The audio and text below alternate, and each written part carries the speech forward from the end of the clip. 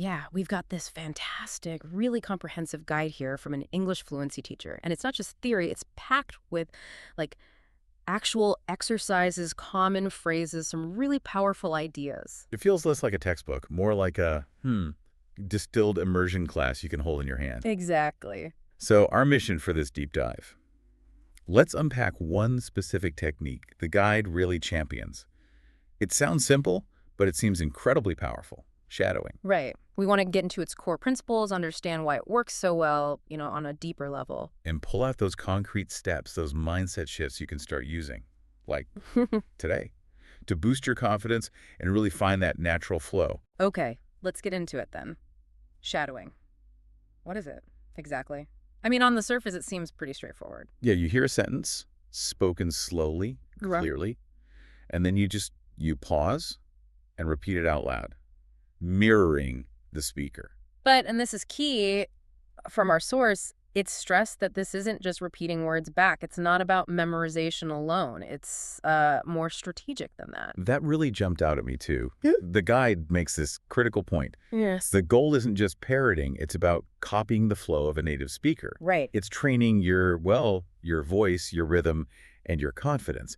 That feels like a much bigger deal than just, repeating stuff. It is a big leap. And the guide argues it's so effective because it kind of bypasses that whole mental translation thing. How so? Well, when you shadow, the idea is you're creating real habits. And that's not just motivational talk. It's tapping into, like, motor learning. Like a musician practicing scales or an athlete drilling movements. Exactly. You're building that muscle memory, but for your mouth, your vocal cords. Pronunciation, rhythm, they start to become automatic. Okay, so that's how you begin to actually think in English Hmm. and speak without translating. Precisely. It helps bridge that gap. It's not just about knowing grammar rules. It's about making the physical act of speaking feel natural. So when the guide talks about training voice, rhythm, and confidence, what's happening technically? How does shadowing actually help you sound natural? Good question. When you shadow, you're actively internalizing the stress patterns, the intonation, basically, the music of English. The ups and downs, the emphasis. Exactly. A lot of learners get stuck on individual words, right? But real speech is fluid. Certain words get stressed, the pitch changes. Shadowing forces you, in a good way, to mimic that native tune. So you're reprogramming your ear and your speech at the same time. You got it. Building those neural pathways for connected, natural-sounding speech, not just isolated words. That makes a lot of sense. And the time commitment needed for this, I was surprised. Right. The guide really makes a point that even 5 minutes of shadowing can make a big difference. 5 minutes. Yeah. The key isn't long hours, it's consistency. It's that listen, repeat, practice out loud every single day. It's about showing up for yourself, letting your voice get stronger bit by bit, sentence by sentence, without getting bogged down and stressing over perfect grammar right away.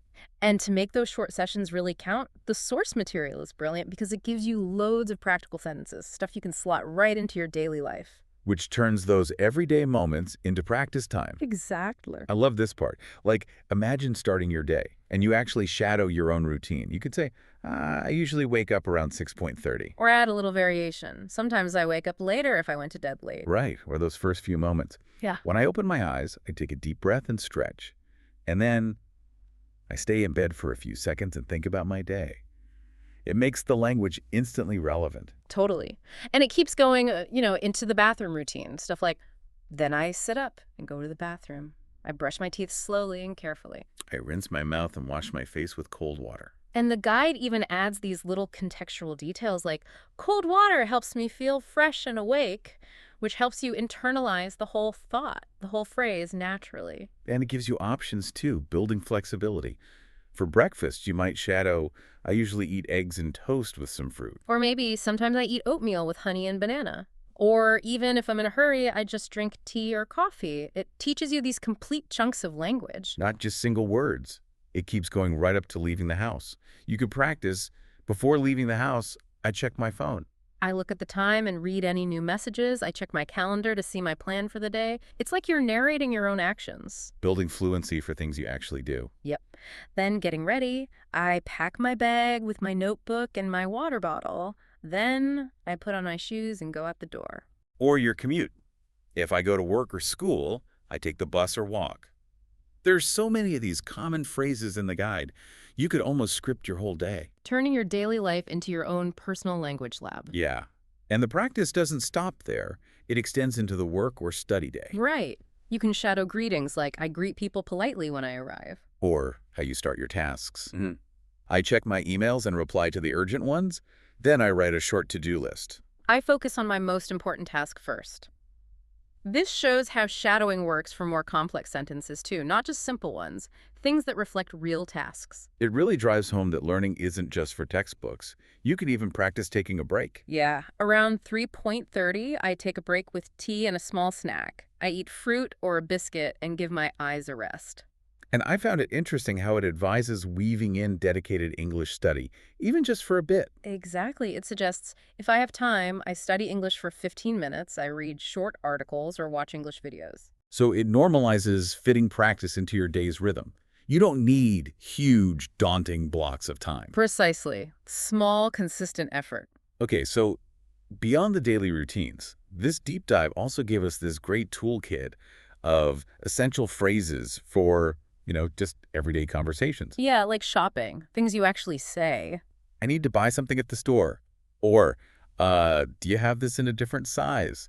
Really practical stuff. Or those quick questions, how much does this cost? Can I pay by card? I would like a paper bag, please. And the guy points out it's not just about memorizing these specific sentences. It's about getting the natural flow of these kinds of common questions down pat. So they just roll off the tongue when you need them. Hopefully. And then there's eating out, restaurants, cafes. Right. Imagine confidently saying, "Can I see the menu, please?"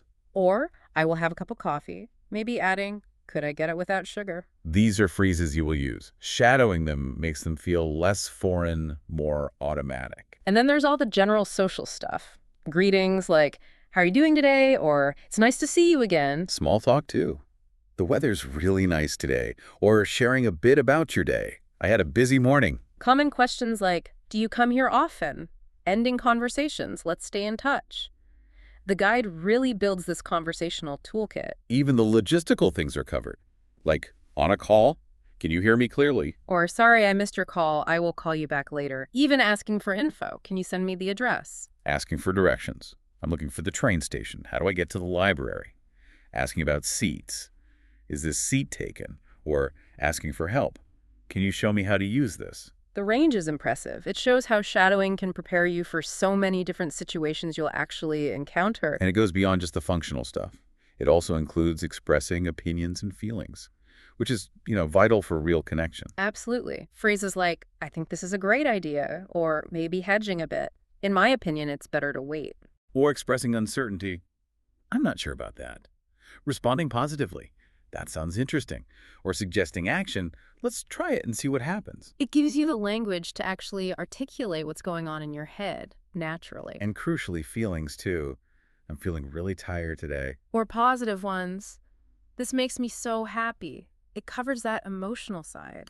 I was a little nervous before. Or sometimes I feel stressed, but I try to relax. This allows for much deeper, more authentic conversation. Yeah, definitely. Now, beyond the technique and all these great phrases, the guide spends a lot of time on something just as critical, the mindset. Ah, yes, the mindset for fluency.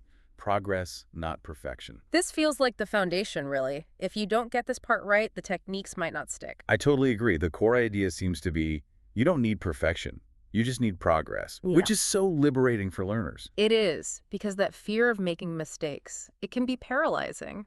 Right, and the guide says it directly. Forget about stress, fear, or grammar rules for a moment. Just speak. It's like giving yourself permission. And it's not saying ignore mistakes forever. It's about shifting focus during practice. Prioritize the sound, the flow, over getting every single grammar point right in that moment. So you free up your brain to absorb the patterns. Exactly. Instead of getting tangled up in rules, which actually slows you down in real speech, it keeps coming back to practice makes progress. And I love this one. Mistakes guide me toward progress. Reframing errors as learning opportunities. That's powerful. And the emphasis on consistency. Small daily improvements lead to big success. It's about trusting the process. Believing that every day brings new learning opportunities. Yeah. And my efforts today will make my English fluent tomorrow. That turns this huge goal, fluency, into something manageable. daily steps. Very motivating. And building confidence is woven throughout this section. The guide uses these almost like affirmations. I feel more confident when I speak out loud. Confidence makes speaking feel effortless. It links the action to the feeling. And reinforces the payoff. Speaking English gets easier with practice, and my pronunciation gets better every time I try. It connects shadowing directly to sounding natural. Every sentence I repeat helps me sound more natural. Daily speaking practice helps me sound natural. It acknowledges the effort involved. Speaking smoothly takes patience and effort, but keeps the focus positive.